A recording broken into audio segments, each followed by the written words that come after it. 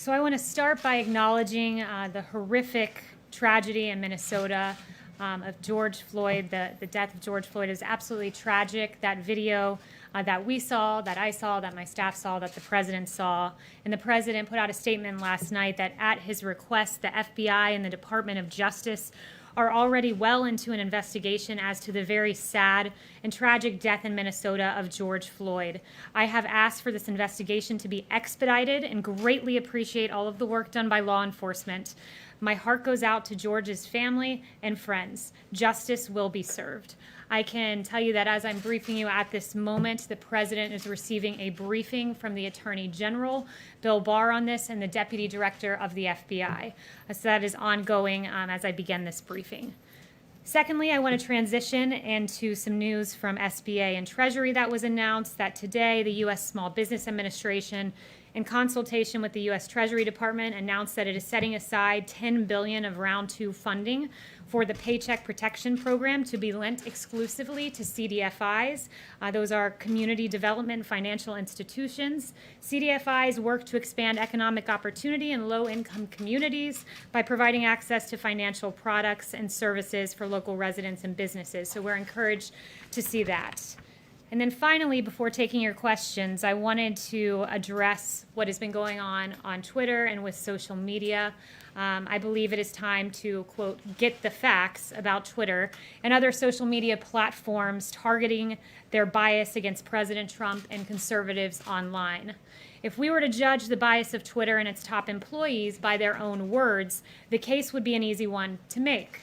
Twitter's head of site integrity has tweeted that there are, quote, actual Nazis in the White House, and no fact check label was ever applied to this absolutely outrageous, offensive, and false claim made against the White House and its employees.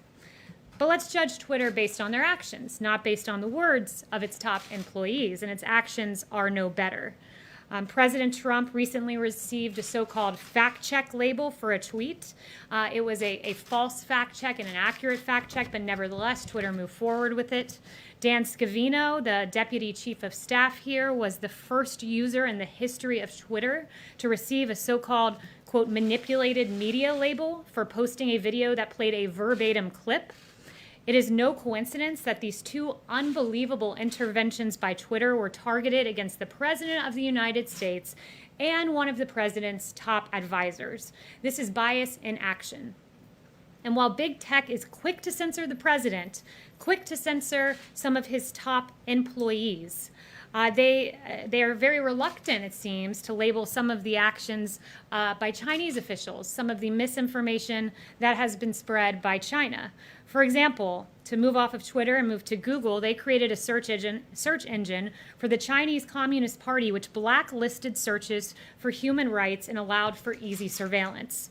Facebook and Twitter have both taken paid advertising that spread disinformation about China's mass imprisonment of religious minorities, and Twitter has allowed Chinese officials to use its platforms to spread misinformation about the coronavirus, undermine the pro-democracy protests in Hong Kong, and more. And then back in March, a Chinese official began spreading a conspiracy theory on Twitter, an egregious one, that our U.S. military was responsible for the spread of the coronavirus. And that tweet, that disinformation, it took all the way until today when we raised concerns about it to get a fact check. So they appear to be very hastily eager to censor President Trump and some of his employees, but a little reluctant when it comes to China. It's a bit befuddling. But no one believes in the First Amendment more than the president. The president will take action to ensure that big tech does not stifle free speech and that the rights of all Americans to speak, tweet, and post are protected. And finally, I just want to note one other action of Twitter that I learned just before walking out here, that on the Mueller report, their anti-Trump headlines were anti-Trump by a ratio of 76-1. That's extraordinary, and it's not just bias aimed at President Trump and his employees. It's also aimed at everyday Americans. It's aimed at the movie Unplanned, as Twitter suspended their account and then came up with an excuse in the aftermath. And then just another example, that liberals are allowed to incite violence violence against the Covington kids, who were in the end proven right, and their video was taken out of context, and yet these individuals were allowed by Twitter to incite violence. It's very disturbing to see. So those are some of the president's concerns, and with that, I will take questions. Jim. That's a very nice tie, Jim, by the way. Thank you very much. Yes. Yesterday, the U.S. hit 100,000 deaths from the coronavirus. That happened at around 6 o'clock yesterday evening. It took until about 9 in the morning for the president to recognize that on Twitter. What took him so long?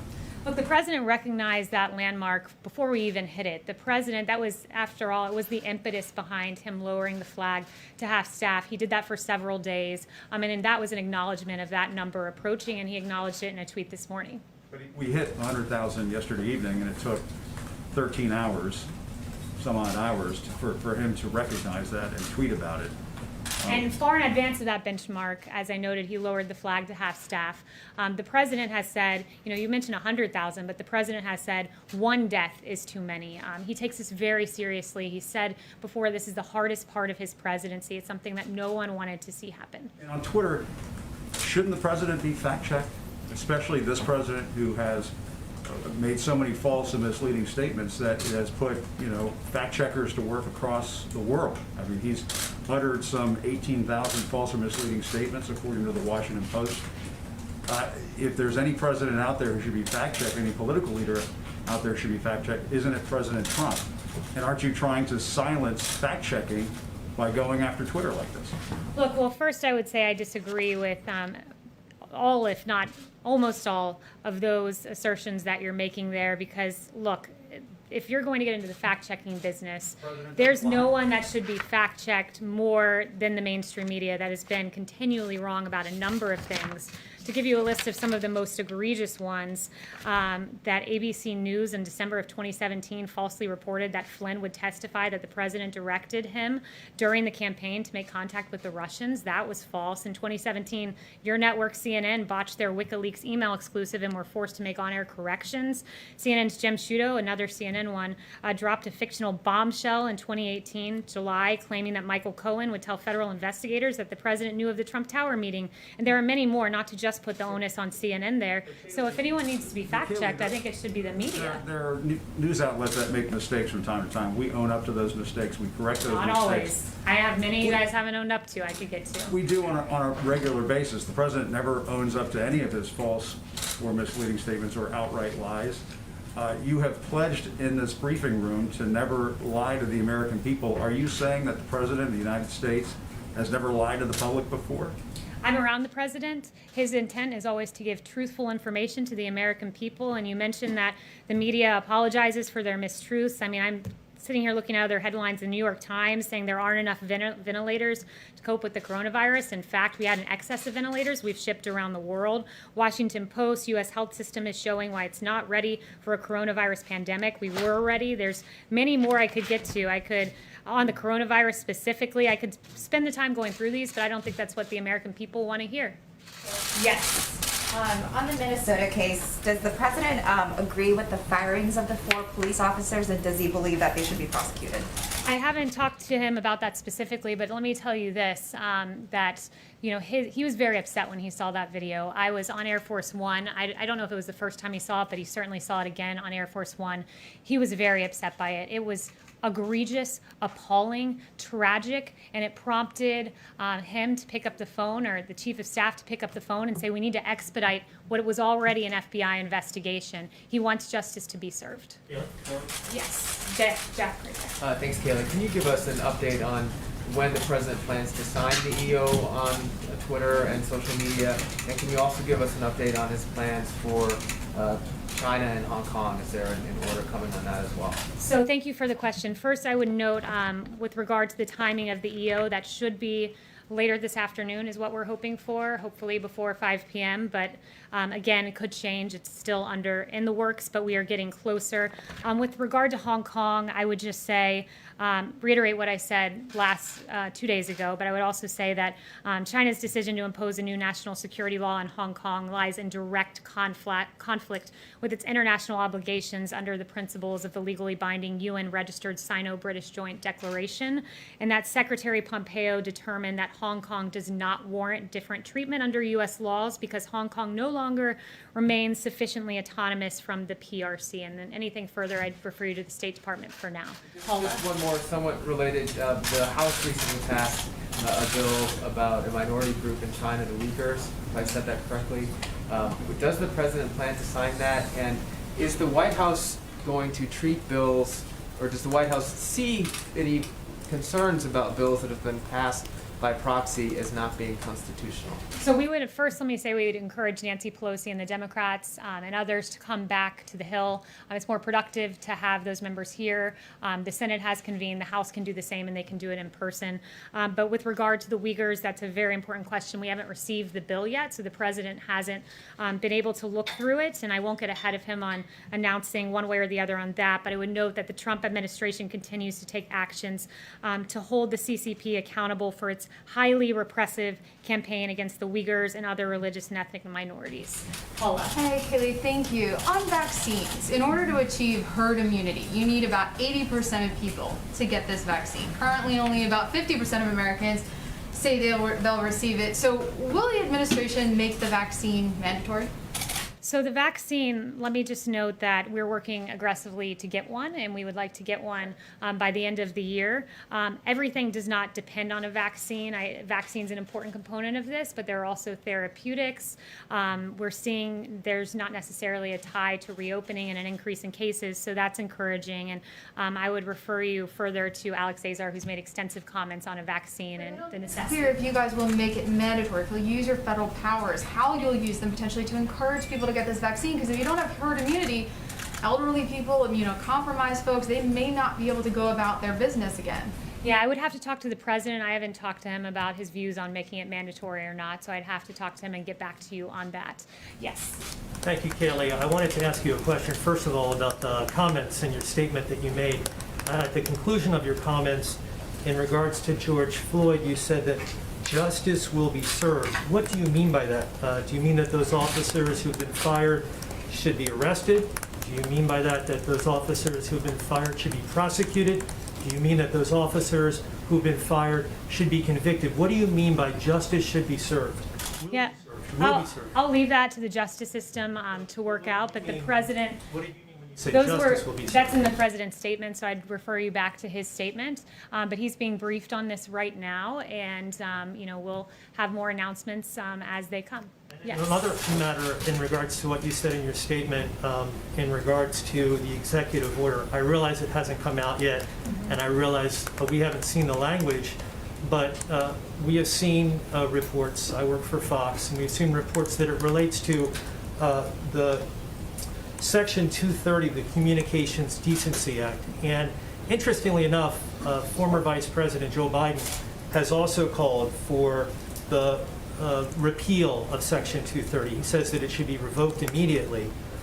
But as you know, an executive order does not trump the law.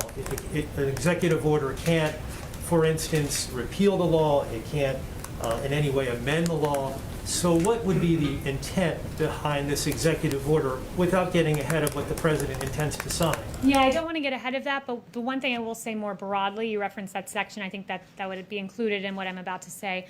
There are various shields in place that essentially shield some of these social media companies and allow them to censor conservative users, and we're not able to see what happens behind those shields. That section was one of those shields you mentioned, so we're looking at ways to remove those shields to shed some light on what is happening and some of the decision-making behind the scenes. That's generally and broadly the idea, but I won't get ahead on any specific announcements. That should come hopefully before 5 p.m. John. Kayleigh, I want to follow up on Jim's question on fact-checking and Twitter, but first a clarification.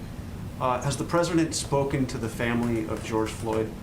Not to my knowledge. If he did, without my knowledge, that could have happened, but not to my knowledge. Do you know if he intends to, or will you get back to us on that? I can ask him, and I can get back to you on that.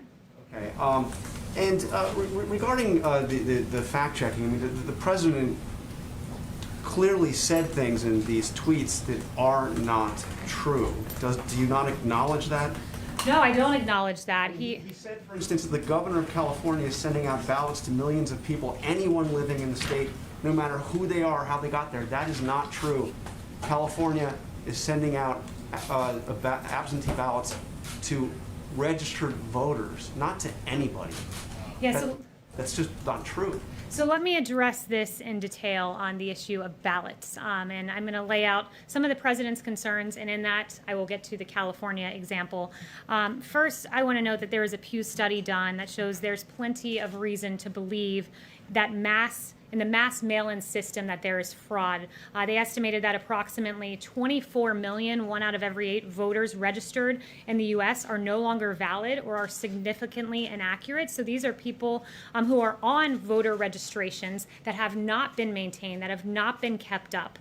More than 1.8 million have been deceased, they estimated. And then when you look and drill down into some of the examples that we've seen in states, Nevada I read about this last week, and it just really struck me as a perfect example of what the president is concerned about with mail-in ballots and the fraud that can be inherent in that. There were ballots, because Nevada mass mailed them out to voter rolls, that were piling up in apartment complexes, outside of apartment complexes in Las Vegas, sitting around in trash cans. This is how we're protecting ballots. It's extraordinary. Postal workers, one 36-year veteran carrier said she's never seen anything like these influx of absentee ballots. All of the people had moved or died when she set out to deliver on her first delivery route, and this happened just recently. You can go read the articles from last week. She found 65 ballots of people who had moved or died on her second carry, 100. And then as the week progressed, thousands just sitting in crates. I mean, this is extraordinary. This is not how we should be protecting U.S. ballots. In South Carolina, the Democrats sued to force a rush transfer of mail-in voting. And this happened again recently. I think it was last week. And mail-in ballots for South Carolina turned up in Maryland. There's another example of 700 suspicious mail-in ballots in Dallas, and an individual charged with second-degree felony illegal voting, and he's accused of visiting a woman in April to collect her blank absentee ballot, filling it out and forging her signature. I mean, this is extraordinary. And then you go on, there's a New Jersey example of over 3,000 ballots that were seemingly set aside. And going to California, you mentioned, California is one of those states that's notorious for ballot harvesting. And in 2018, the registrar in Orange County said that they reported that his office had people dropping off maybe 100 or 200 ballots at a time. And somehow in LA County, 112% of LA County is registered to vote. So the problem is this: when you don't clean your register and you send out your entire register, auto send out these ballots, they end up in trash cans like in Nevada. They are subject to fraud, and that is extremely troubling. But Kayleigh, I asked you a very specific question. The president said that California was sending out ballots to everybody in the state. That is a false statement. It is not correct. Will the president correct that, acknowledge that what he said is simply not true? There is an executive order that was put into place recently by Gavin Newsom that would auto-send to voter rolls, and that would lead to what the president was suggesting. Yes. Excuse me, Kayleigh, to registered voters, it's not to everybody, it's to registered voters. Yeah, to everyone, including dead people on the voter rolls, including to the mysterious 112% in LA County. That's not just everyone. That's everyone plus an extra 12%. And if you're not concerned about that, I'm sorry. I mean, the media is very concerned about the security of our elections, but when it comes to mail-in ballots, all of a sudden, the concern for election security just melts away. But Kayleigh, you yourself Yes. have voted by mail. Thank you very much. Brian. Research on mail-in ballots, research has shown that, one, it doesn't benefit either party, it increases voter participation, secretaries of state of both parties are still pursuing it, and fraud is not widespread. And so why is the president continuing to tweet about this and to give the impression that there's widespread fraud in the use of mail-in ballots when he himself used a mail-in ballot? The big question is, some are concerned that the president may be laying the groundwork to cast doubt on the election. Is that what he's doing by bringing this up? Well, I appreciate you bringing up this question, and specifically the component about the president using mail-in ballots. There's an important distinction, and I think it's lost upon a lot of people, but it's important to make, is that the president is okay with mail-in voting so long as you have a reason. He's not okay with mass mail-in voting where you auto-send, as I said, to all of these voter rolls with people who are dead that are subject to fraud. That is the case. I listed off for you, I think, 3 of the 5 examples I gave you were from just this week and last week. So this does happen. And Research has shown, Stanford University did a research study that showed that there wasn't widespread fraud in these vote by mail, and that it didn't benefit either party and increased voter participation. So why would the president be against that? yeah, it is subject to both parties. This can hurt both parties. I would note that a bipartisan commission, led in part by President Jimmy Carter, a Democrat, concluded that mail-in ballots, quote, remain the largest source of potential voter fraud. So moving the entire country to that system doesn't make sense, and doing so in a hurried fashion ahead of November. Just go look at the Democrat Iowa caucus and how it worked out when they tried to move to a new system. Trying to And lay then groundwork to finally- cast doubt on the results of the election. Finally, Is he I- laying groundwork to try to cast doubt on the results? No, he's certainly not doing that. And I would finally note there's an additional concern that was very well laid out by the Wall Street Journal editorial board, that in 2016, minorities and first-time voters were more likely to have mail-in ballots thrown out. So that is another troubling concern. In fact, 319,000 of those total votes were rejected. Yes. Thank you. Back in November, President Trump went up to Walter Reed, said it was for phase 1 of his physical. When does he plan to complete phase 2 and release the results to the public? Yeah, I don't have an update on the physical, but because you asked that, I'll specifically inquire about that today and try to get Plan back to do it? You what? He does plan to do it? Yes, he does. Yes. Yes. Thank you. Thank you for doing this. I wanted to ask you about, President has completed his 2 weeks of hydroxychloroquine. Have you spoken to him what he's feeling about? Is he feeling better? What's his feedback about that? I did, and thank you. I know that you emailed me a question to that effect, and I didn't have time to follow up with you via email, but because I saw that, I went into him just before coming out here, and I asked him that, and he said, quote, he's feeling perfect, quote, he's feeling absolutely great after taking this regimen, and quote, he would take it again if he thought that he was exposed. So he is feeling very good, and I also would point folks, there's a very, very well done piece. It's very thorough, with a lot of medical experts laying out about prophylaxis use of hydroxychloroquine by Tina Hessman-Say at sciencenews.org. It's very well done. She talks about the nearly 200 clinical trials around the world, including 28 involving healthcare workers. In fact, at Henry Ford Hospital in Michigan, 3,000 healthcare workers are taking it as part of a trial. And there's some really excellent information there about the use of prophylaxis for this. Number of Indian Americans doctors have been writing. I have seen some of those letters. They are supporting President taking hydroxychloroquine. Some of them have themselves taking it. Have you seen those too? Yeah, absolutely. Well, there's a lot. It's not specific to the president, these doctors, but they just talk in general about what they've seen. For instance, Sarah Lofgren, an infectious disease doctor at the University of Minnesota Medical School in Minneapolis, they're testing hydroxychloroquine there to prevent COVID-19. And she said when used alone, we're not seeing major issues out of the thousands of patients. We're not seeing things that some people are concerned about. And I would just note that it's important, of course, always, if taking hydroxychloroquine, get a prescription from your doctor. Doctors are the ones that need to be prescribing this. But that being said, I think that some of the hyperbole around this drug that has been on the market for 65 years, been approved for use in 3 other maladies, and has been approved for off-label use, when there's a lot of hyperbole about this being unsafe, some of the things I've seen reported out there are consequences deterring people from being recruited into actual clinical trials. I have some quotes from a New York epidemiologist and others conducting trials saying they're having trouble recruiting people because some of the myths that are out there. So it's important to note that this drug has been safely used by millions of people for a long time. One more on China. Yes. President yesterday tweeted about he wants to mediate between India and China on the border dispute. China has been behaving very weirdly, very aggressively with its neighbors in the last few weeks, in particular in South China, so you must have seen on the Indian border side. What's the message President has to these countries? Yeah, I'd refer you back to the president's tweet on that one. Yep. Yes, Christian. Thanks, Kayleigh. We saw reports that before swearing in John Ratcliffe as DNI, Rick Grenell declassified a trove of documents related to the Russia investigation. The president hinted that those could be made public sometime soon. Does the director plan on doing that anytime in the near future? Yeah, so those, I believe, are under a process of review by the DOJ, so I'll refer to them on that. Yes. Tom, do you have a question? I thought I saw you had your hand raised. No?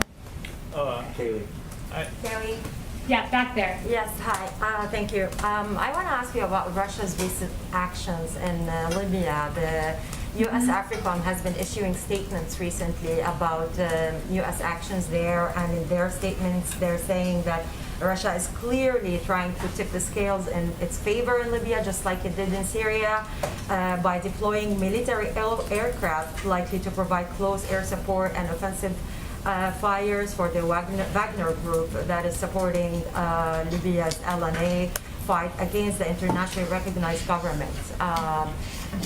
What's the White House position on this? And do you agree with the U.S. AFRICOM assessment that their actions, the Russian actions in Libya, are destabilizing the region? Yeah, we encourage de-escalation in Libya, and for more, I'd refer you to the DoD. Janelle? Thank you, Kayleigh. If Joe Scarborough were innocent, couldn't he sue the president for defamation? And then, in turn, couldn't President Trump's attorneys immediately depose Joe Scarborough and allow him to go on under oath and explain how, this 28-year-old woman was found dead by his desk with multiple skull fractures? Would the president welcome a defamation suit from Joe Scarborough? So on that, I would just refer you back to some of my previous comments that the audio on the Don Imus show was very disturbing, where there was a lot of laughing and joking about this matter that certainly is not a laughing and joking matter. Do you think that Scarborough has grounds to do so? So I have no further comments other than to just point back to the Don Imus audio. Who hasn't? Yes. Do you have a question? Yeah.